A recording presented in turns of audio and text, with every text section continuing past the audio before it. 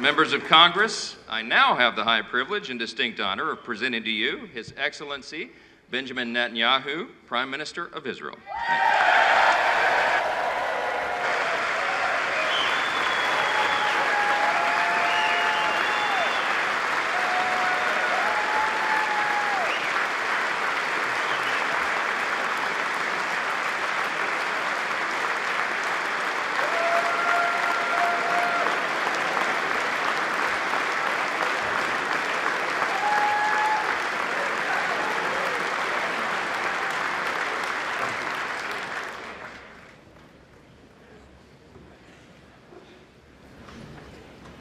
Speaker of the House, Mike Johnson,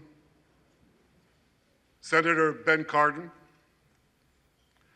Minority Leader Hakeem Jeffries, Senate Majority Leader Chuck Schumer, Senate Minority Leader Mitch McConnell, Senators, members of Congress, distinguished guests. Mr. Speaker, I want to thank you for giving me the profound honor of addressing this great citadel of democracy for the fourth time.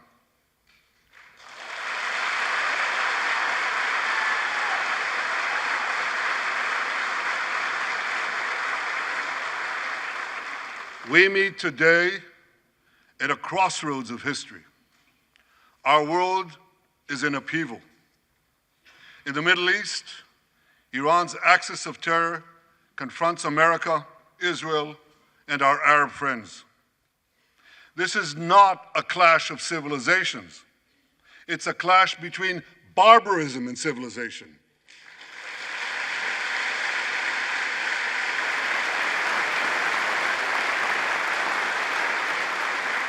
It's a clash between those who glorify death and those who sanctify life.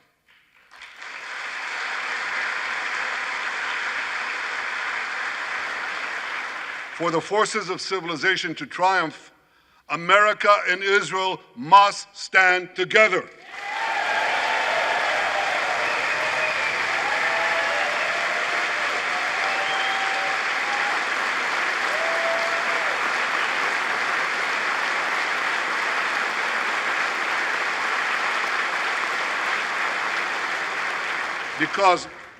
Because when we stand together, something very simple happens. We win, they lose.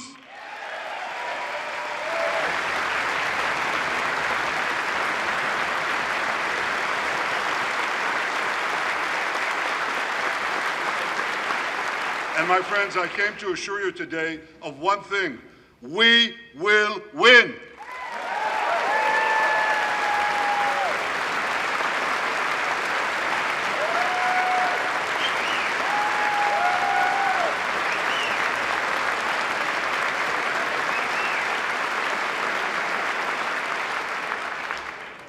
Ladies and gentlemen, like December 7th, 1941, and September 11th, 2001, October 7th is a day that will forever live in infamy.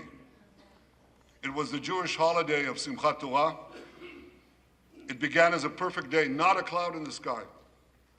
Thousands of young Israelis were celebrating at an outdoor music festival.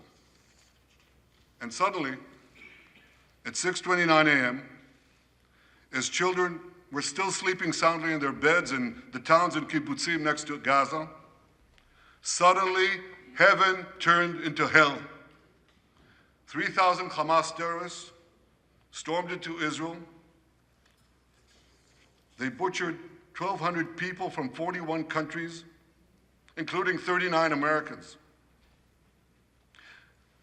Proportionately, compared to our population size, that's like 20 9/11s in one day. And these monsters, they raped women, they beheaded men, they burned babies alive, they killed parents in front of their children, and children in front of their parents. They dragged 255 people, both living and dead, into the dark dungeons of Gaza. Israel has already brought home 135 of these hostages, including 7 who were freed in daring rescue operations.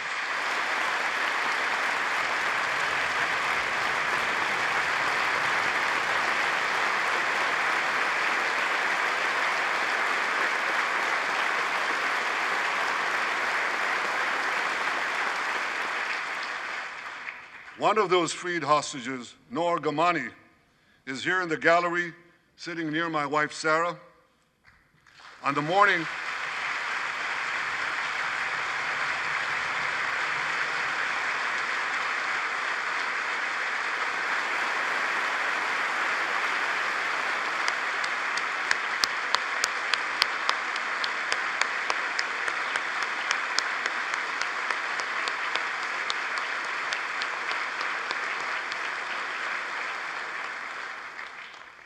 morning of October 7th, the entire world saw Noah's look of desperation as she was violently abducted to Gaza on the back of a motorcycle.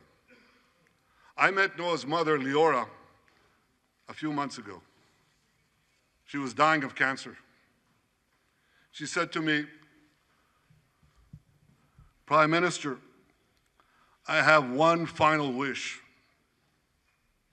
I wish to hug my daughter Noah one last time before I die." 2 months ago, I authorized a breathtaking commando rescue operation. Our special forces, including a heroic officer named Arnon Zmora, who fell in this battle, rescued Noah and 3 other hostages.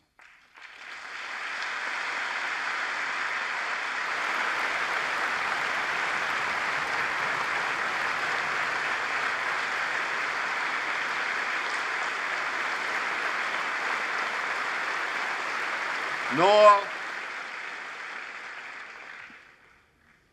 I think it's one of the most moving things. When Noah was reunited with her mother, Leora, and her mother's last wish came true. Noah, we're so thrilled to have you with us today. Thank you.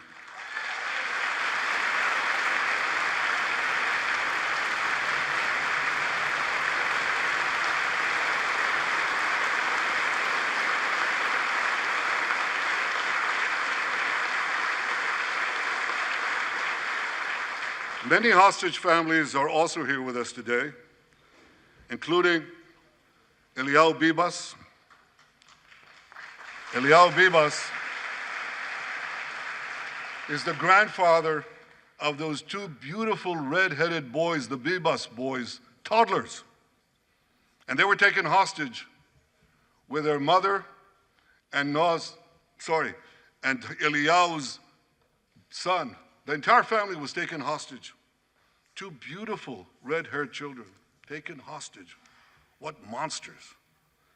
And with us also is Iris Chaim, whose son, Yotam, bravely escaped Hamas captivity with 2 other Israelis, and tragically they were killed, making their way back to our lines. We have with us also the families of American hostages. They're here.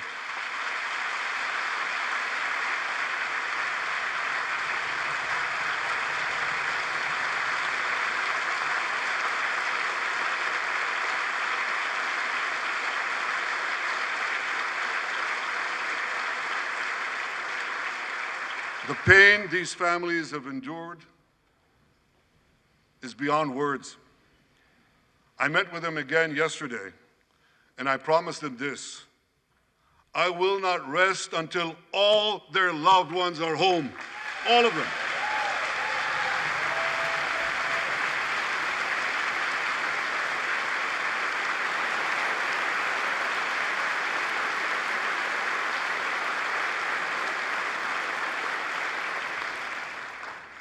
As we speak, we're actively engaged in intensive efforts to secure their release, and I'm confident that these efforts can succeed. Some of them are taking place right now.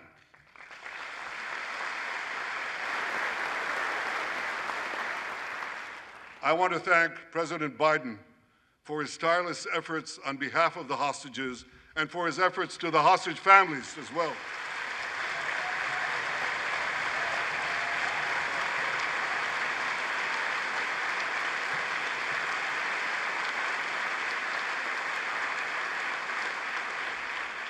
I thank President Biden for his heartfelt support for Israel after the savage attack on October 7th. He rightly called Hamas sheer evil. He dispatched 2 aircraft carriers to the Middle East to deter a wider war. And he came to Israel to stand with us during our darkest hour, a visit that will never be forgotten.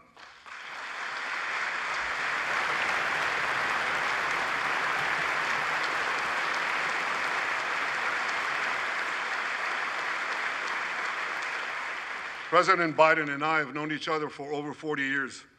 I want to thank him for half a century of friendship to Israel and for being, as he says, a proud Zionist. Actually, he says, a proud Irish-American Zionist.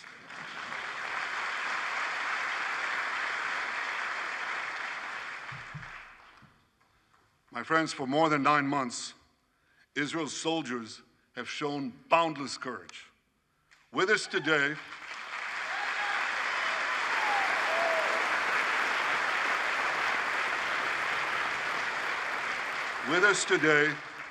is Lieutenant Avichai Reuven.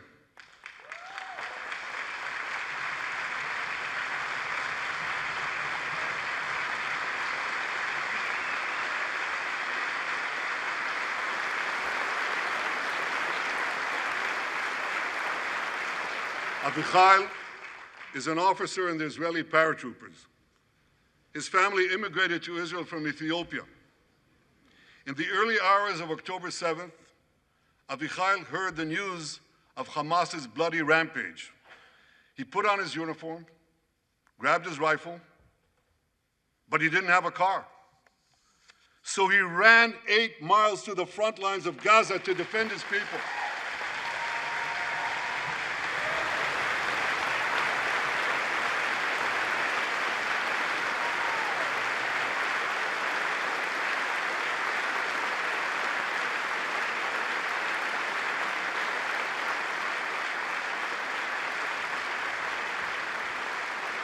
You heard that right. He ran 8 miles, came to the front lines, killed many terrorists, and saved many, many lives. Avichai, we all honor your remarkable heroism. Another Israeli is with us here today, and he's stand up right next to Avichai. This is Master Sergeant Ashraf al-Bakhiri.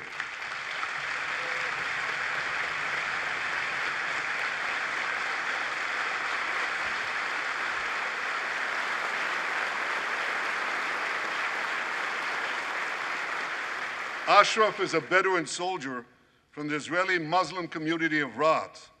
On October 7th, Ashraf too killed many terrorists. First, he defended his comrades in the military base, and he then rushed to defend the neighboring communities, including the devastated community of Kibbutz Be'eri. Like Ashraf,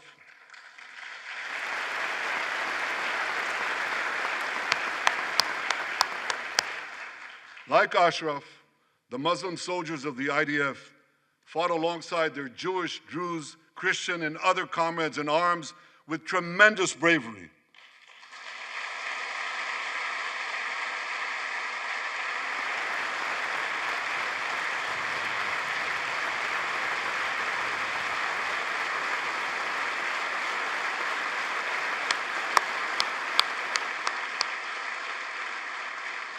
A third hero, Lieutenant Asa Sofer, is also here with us.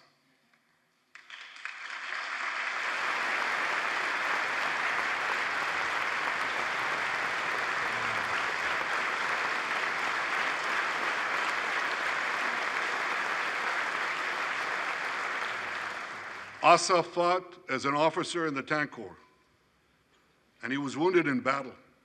He was wounded in battle while protecting his fellow soldiers from a grenade. He lost his right arm and the vision in his left eye. He's recovering, and incredibly, within a short time, Asa will soon return to active duty as a commander of a tank company.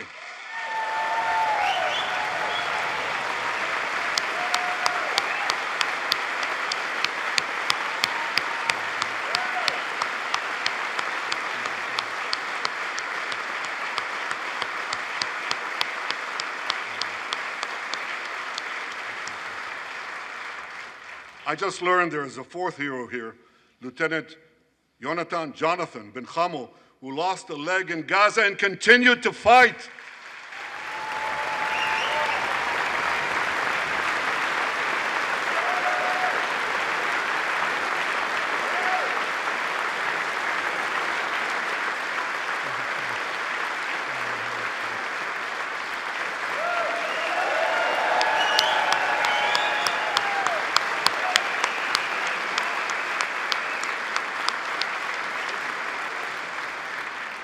My friends, these are the soldiers of Israel, unbowed, undaunted, unafraid.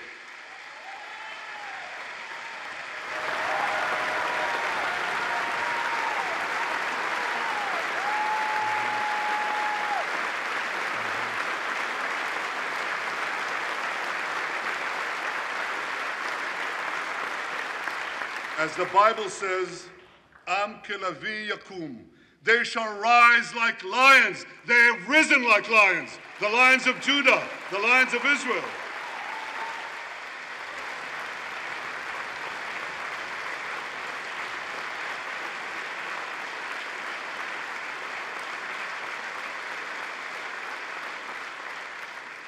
Ladies and gentlemen, the men and women of the IDF come from every corner of Israeli society. Every ethnicity, every color, every creed, left and right, religious and secular. All are imbued with the indomitable spirit of the Maccabees, the legendary Jewish warriors of antiquity. With us today is Yechiel Leiter, the father of one of those Maccabees.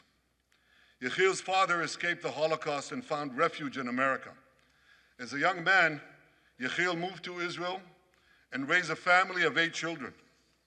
He named his eldest son, Moshe, after his late father. Moshe became an exemplary officer in one of our elite commando units. He served with distinction for 2 decades while raising 6 beautiful children of his own. On October 7th, Moshe volunteered to return to combat. 4 weeks later, he was killed when a booby-trapped mine exploded in a tunnel shaft right next to a mosque.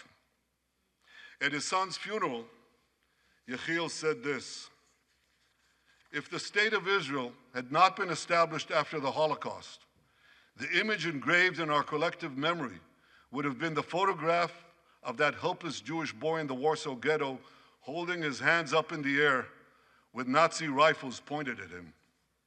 But because of the birth of Israel," Yechiel continued, "because of the courage of soldiers like my son Moshe, the Jewish people are no longer helpless in the face of our enemies."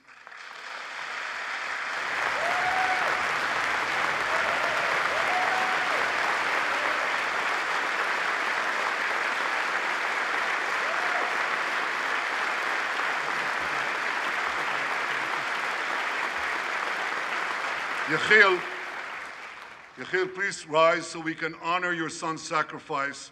And I pledge to you and to all the bereaved families of Israel, some of whom are in this hall today, the sacrifice of your loved ones will not be in vain.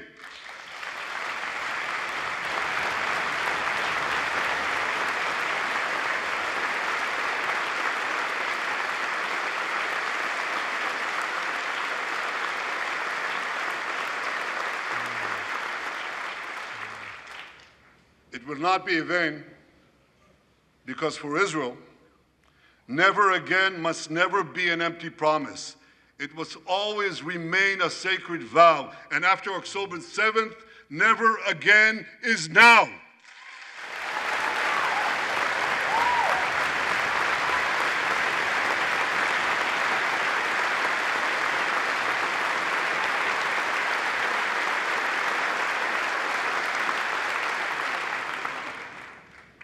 My friends, defeating our brutal enemies requires both courage and clarity. Clarity begins by knowing the difference between good and evil. Yet incredibly, many anti-Israel protesters, many choose to stand with evil. They stand with Hamas. They stand with rapists and murderers. They stand with people who came into the kibbutzim, into a home. The parents hid the children, the two babies, in the attic, in a secret attic. They murdered the families, the parents. They found the secret latch to the hidden attic, and then they murder the babies. These protesters stand with them. They should be ashamed of themselves.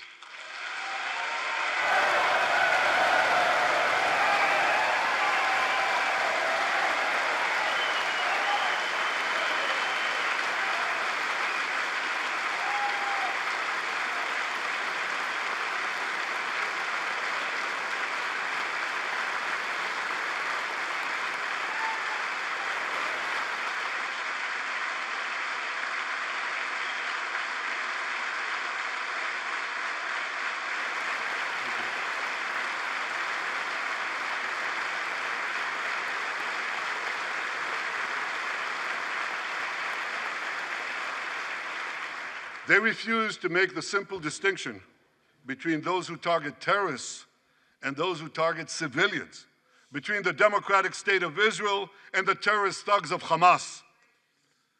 We recently learned from the National Security Director, U.S. Director of National Intelligence, that Iran is funding and promoting anti-Israel protests in America. They want to disrupt America. So these protesters burn American flags even on the 4th of July. And I wish to salute the fraternity brothers at the University of North Carolina who protected the American flag against these anti-Israel protesters.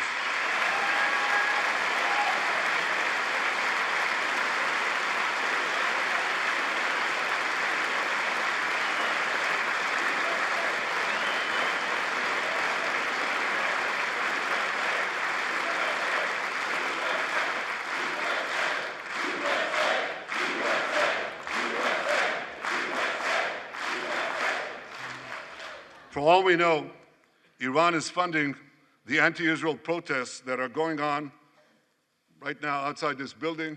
Not that many, but they're there, and throughout the city. Well, I have a message for these protesters. When the tyrants of Tehran, who hang gays from cranes and murder women for not covering their hair, are praising, promoting, and funding you, you have officially become Iran's useful idiots.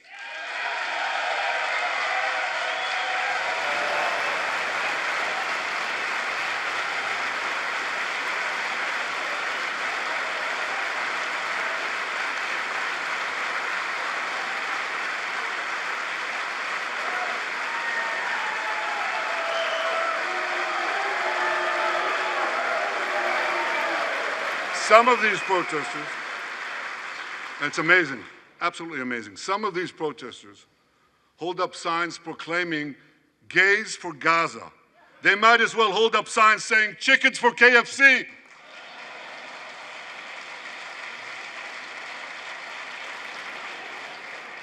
These protesters chant from the river to the sea, but many don't have a clue what river and what sea they're talking about. They not only get an F in geography, they get an F in history. They call Israel a colonialist state. Don't they know that the land of Israel is where Abraham, Isaac, and Jacob prayed, where Isaiah and Jeremiah preached, and where David and Solomon ruled?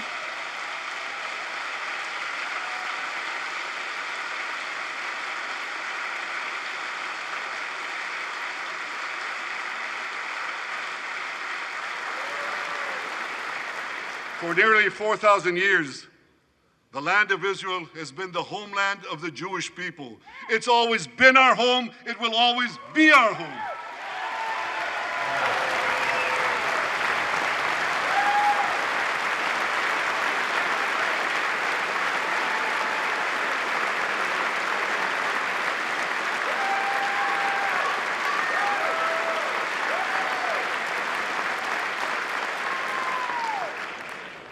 It's not only the campus protesters who get it wrong, it's also the people who run those campuses. 80 years after the Holocaust, 80 years after the Holocaust, the presidents of Harvard, Penn, and I'm ashamed to say my alma mater, MIT, couldn't bring themselves to condemn the calls for the genocide of Jews. You remember what they said? They said, it depends on the context. Well, let me give these befuddled academics a little context.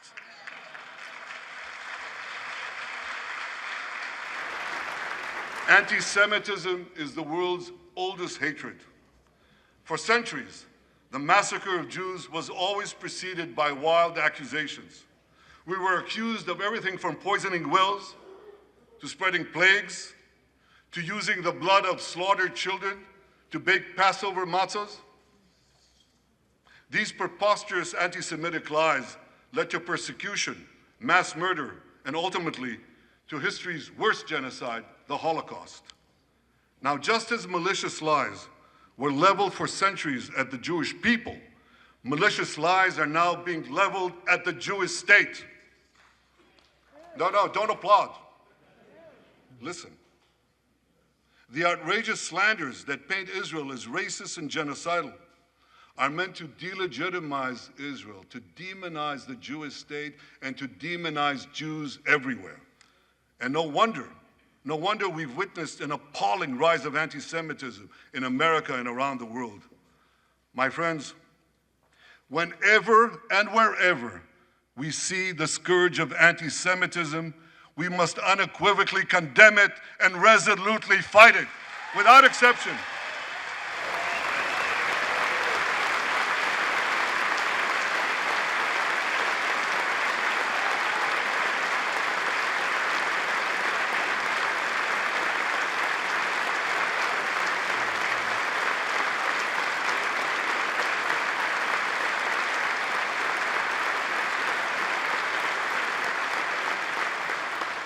And don't be fooled when the blood libels against the Jewish state come from people who wear fancy silk robes and speak in lofty tones about law and justice. Here's a case in point. The prosecutor of the International Criminal Court has shamefully accused Israel of deliberately starving the people of Gaza. This is utter, complete nonsense. It's a complete fabrication.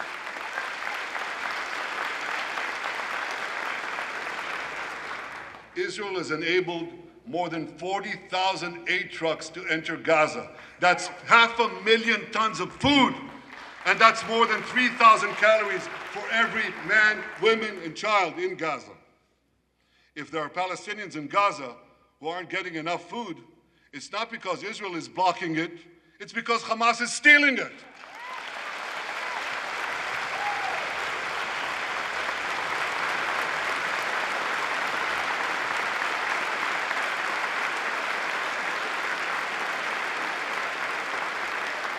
So much for that lie, but here's another.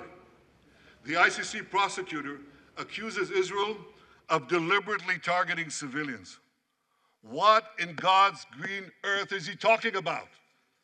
The IDF has dropped millions of flyers, sent millions of text messages, made hundreds of thousands of phone calls to get Palestinian civilians out of harm's way. But at the same time, Hamas does everything in its power to put Palestinian civilians in harm's way. They fire rockets from schools, from hospitals, from mosques. They even shoot their own people when they try to leave the war zone. A senior Hamas official, Fatri Hamad, boasted, listen to this, he boasted that Palestinian women and children excel at being human shields. His words, excel at being human shields. What monstrous evil. For Israel, every civilian death is a tragedy. For Hamas, it's a strategy.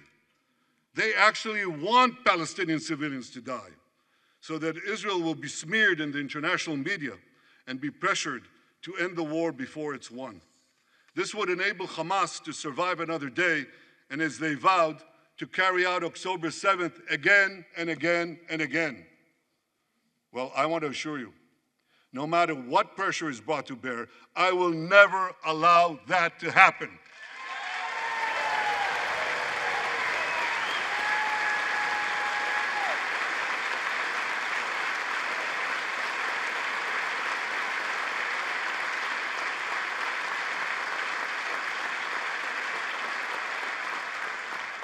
The vast majority of Americans have not fallen for this Hamas propaganda. They continue to support Israel. And I want to say thank you, America, and thank you, senators and House members who continue to support us, continue to support Israel, continue to support the truth and see through the lies. But as for the minority that may have fallen for Hamas's con's job, I suggest you listen to Colonel John Spencer. John Spencer is head of urban warfare studies at West Point. He studied every major urban conflict. I was going to say in modern history. He corrected me, no, in history. Israel, he said, has implemented more precautions to prevent civilian harm than any military in history and beyond what international law requires.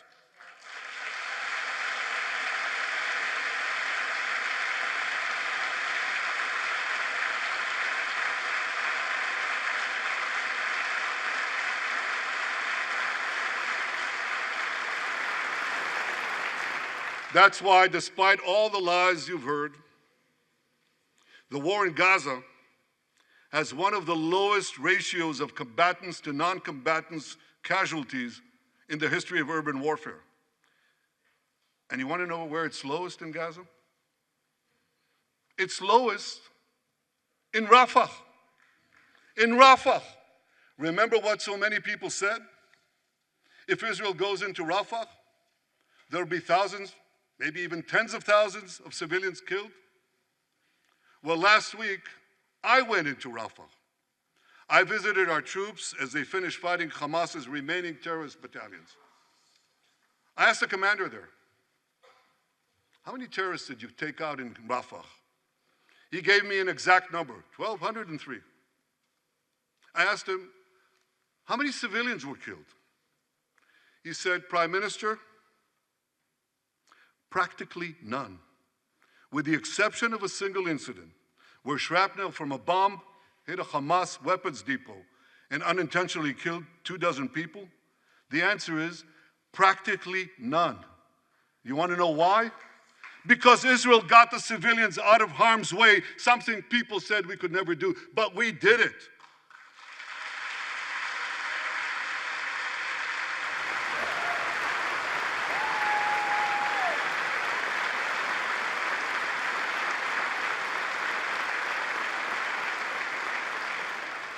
These heroes here today, the heroic soldiers of Israel, should not be condemned for how they're conducting the war in Gaza. They should be commended for it.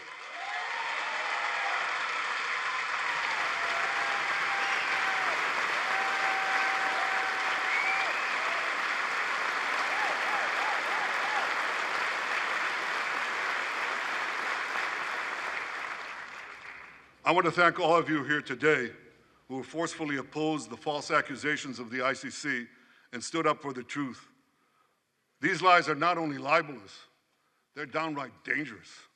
The ICC is trying to shackle Israel's hands and prevent us from defending ourselves. And if Israel's hands are tied, America is next. And I'll tell you what else is next. The ability of all democracies to fight terrorism will be imperiled. That's what's on the line. So let me assure you, the hands of the Jewish state will never be shackled. Israel will always defend itself.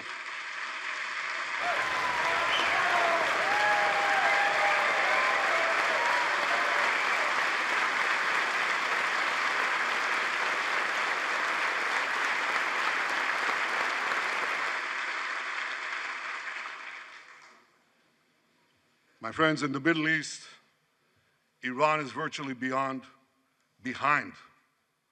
all the terrorism, all the turmoil, all the chaos, all the killing. And that should come as no surprise.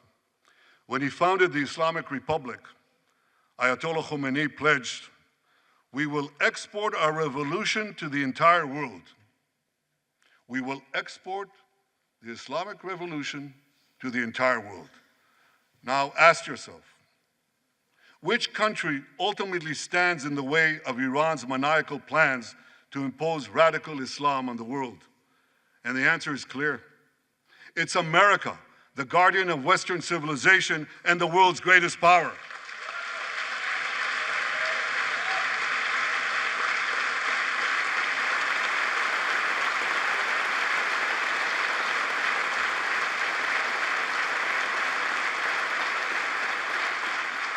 That's why Iran sees America as its greatest enemy.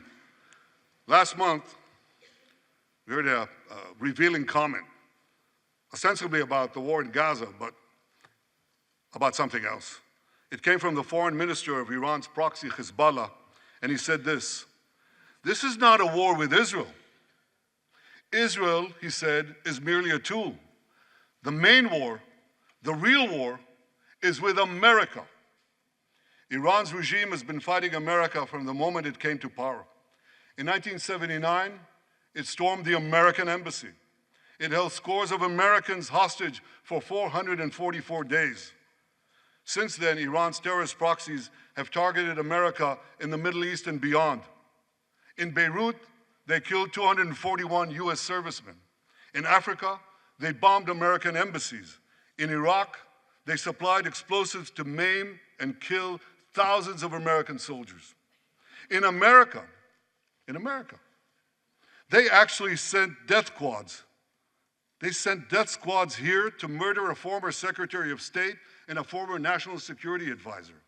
And as we recently learned, they even brazenly threatened to assassinate President Trump. But Iran understands that to truly challenge America, it must first conquer the Middle East. And for this, it uses its many proxies, including the Houthis, Hezbollah, and Hamas. Yet in the heart of the Middle East, standing in Iran's way, is one proud pro-American democracy, my country, the State of Israel.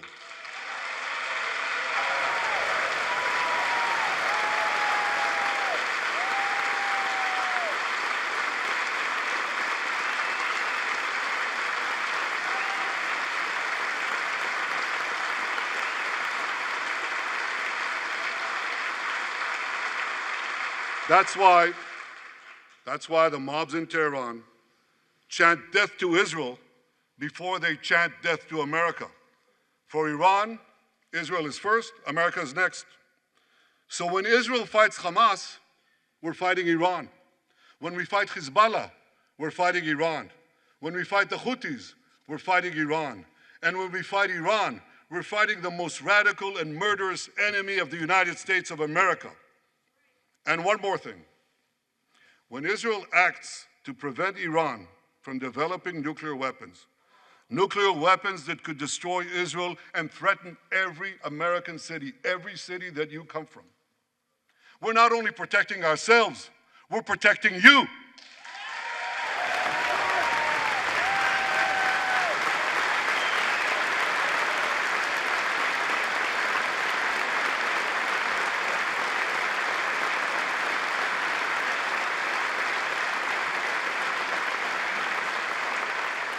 My friends, if you remember one thing from the speech, remember this: our enemies are your enemies.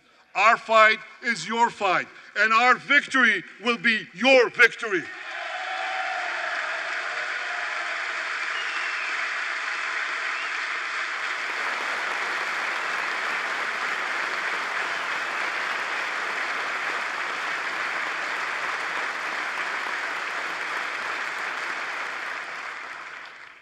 Ladies and gentlemen, that victory is in sight. Israel's defeat of Hamas will be a powerful blow to Iran's axis of terror. Another part of that axis, Hezbollah, attacked Israel on October 8th, a day after the Hamas attack. It has launched thousands of missiles and drones against us. 80,000 of our citizens in northern Israel evacuated their homes, becoming effectively refugees in their own land. We are committed to returning them home. We prefer to achieve this diplomatically. But let me be clear. Israel will do whatever it must do to restore security to our northern border and return our people safely to their homes.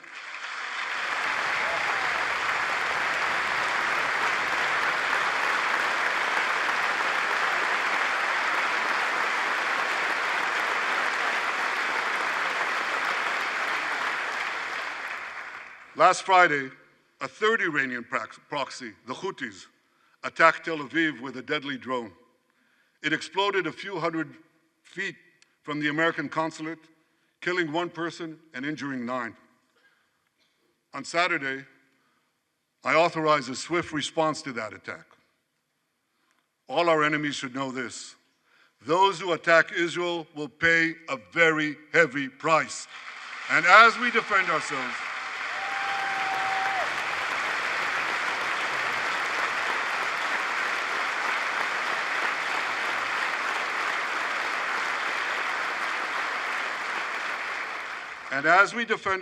on all fronts, I know that America has our back. And I thank you for it. All sides of the aisle, thank you.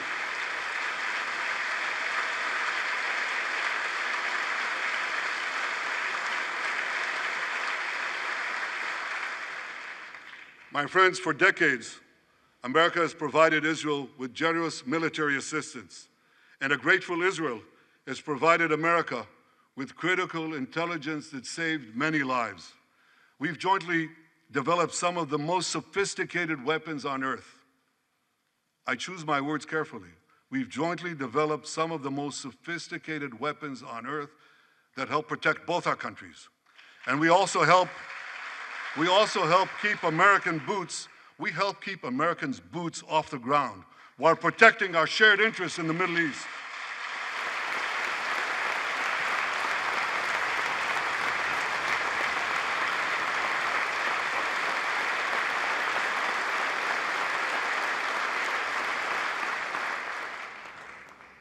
I deeply appreciate America's support, including in this current war. But this is an exceptional moment. Fast-tracking U.S. military aid can dramatically expedite an end to the war in Gaza and help prevent a broader war in the Middle East. In World War II, as Britain fought on the front lines of civilization, Winston Churchill appealed to Americans with these famous words: "Give us the tools and we'll finish the job." Today, as Israel fights on the front line of civilization, I too appeal to America. Give us the tools faster and we'll finish the job faster.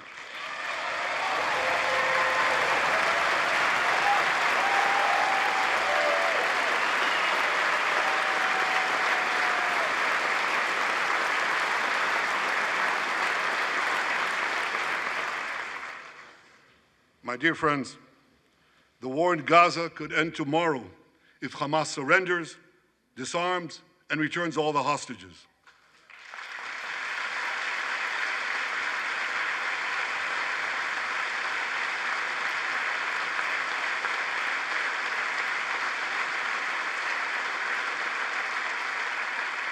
But if they don't, Israel will fight until we destroy Hamas's military capabilities, end its rule in Gaza, and bring all our hostages home.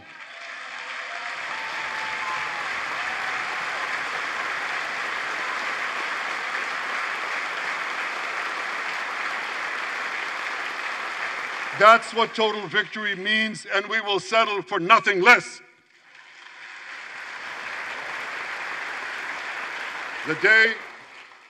The day after we defeat Hamas, a new Gaza can emerge. My vision for that day is of a demilitarized and de-radicalized Gaza. Israel does not seek to resettle Gaza, but for the foreseeable future, we must retain overriding security control there to prevent the resurgence of terror, to ensure that Gaza never again poses a threat to Israel.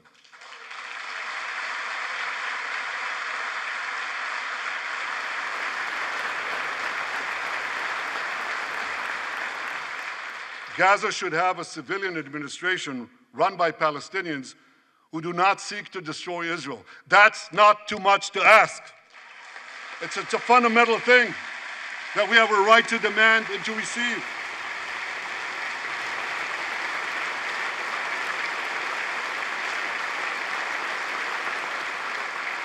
A new generation of Palestinians must no longer be taught to hate Jews, but rather to live in peace with us.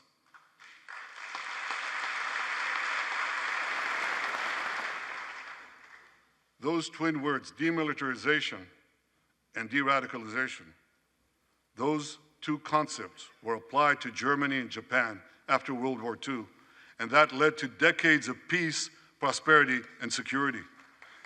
Following our victory,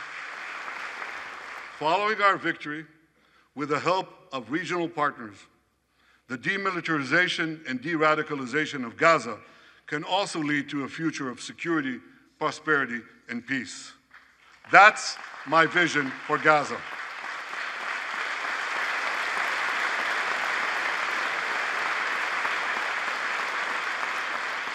Now here's my vision for the broader Middle East. It's also shaped in part by what we saw in the aftermath of World War II. After that war, America forged a security alliance in Europe to counter the growing Soviet threat. Likewise, America and Israel today can forge a security alliance in the Middle East to counter the growing Iranian threat. All countries that are at peace with Israel and all those countries who will make peace with Israel should be invited to join this alliance. We saw a glimpse of that potential alliance on April 14th. Led by the United States, more than half a dozen nations worked alongside Israel to help neutralize hundreds of missiles and drones launched by Iran against us. Thank you, President Biden, for bringing that coalition together.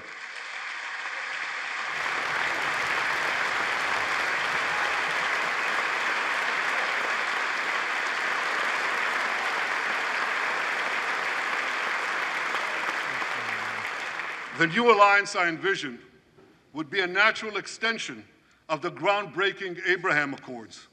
Those accords saw peace forged between Israel and 4 Arab countries, and they were supported by Republicans and Democrats alike. We could call, I have a name for this new alliance. I think we should call it the Abraham Alliance.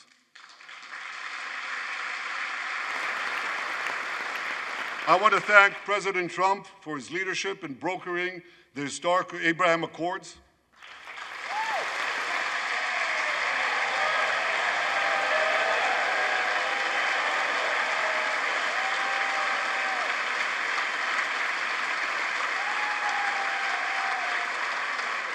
Like Americans, Israelis were relieved that President Trump emerged safe and sound from that dastardly attack on him, dastardly attack on American democracy. There is no room for political violence in democracies.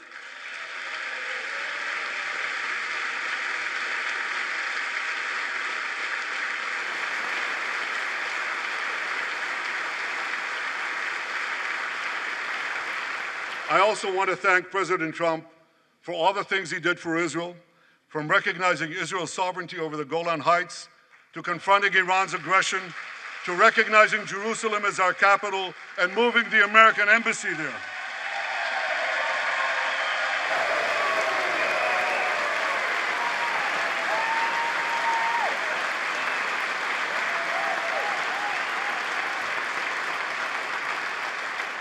That's Jerusalem, our eternal capital, never to be divided again.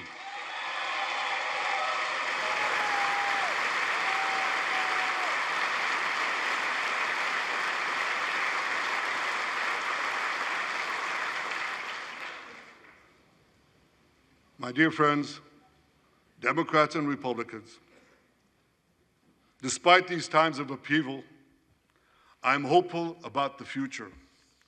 I'm hopeful about Israel because my people, the Jewish people, emerged from the depths of hell, from dispossession and genocide. And against all odds, we restored our sovereignty in our ancient homeland. We built a powerful and vibrant democracy, a democracy that pushes the boundaries of innovation for the betterment of all humanity. I'm hopeful about America because I'm hopeful about Americans. I know how much the people of this country have sacrificed to defend freedom. America will continue to be a force for light and good in a dark and dangerous world. For free peoples everywhere, America remains the beacon of liberty its extraordinary founders envisioned back in 1776.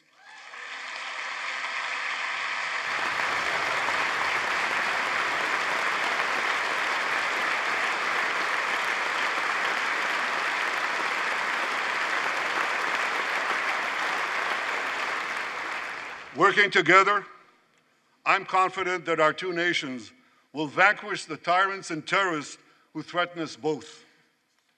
As Israel's Prime Minister, I promise you this: no matter how long it takes, no matter how difficult the road ahead, Israel will not relent, Israel will not bend. We will defend our land, we will defend our people, we will fight until we achieve victory. Victory over liberty, rather victory of liberty over tyranny, victory of life over death, victory of good over evil. That's our solemn commitment.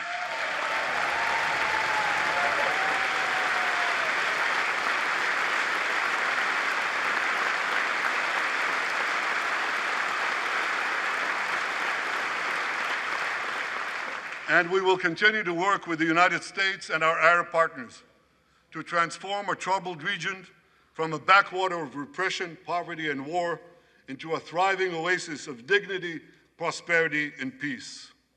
In this noble mission, as in many others, Israel will always remain America's indispensable ally. Through thick and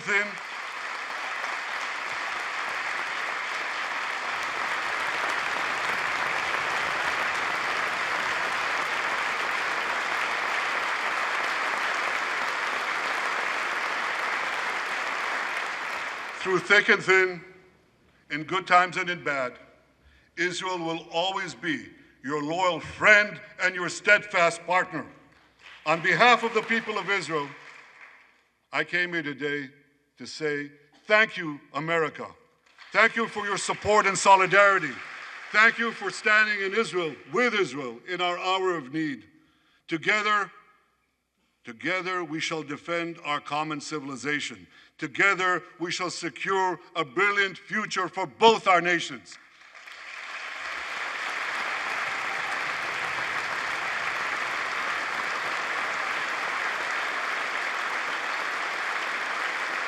May God bless Israel, may God bless America, and may God bless the great alliance between Israel and America forever.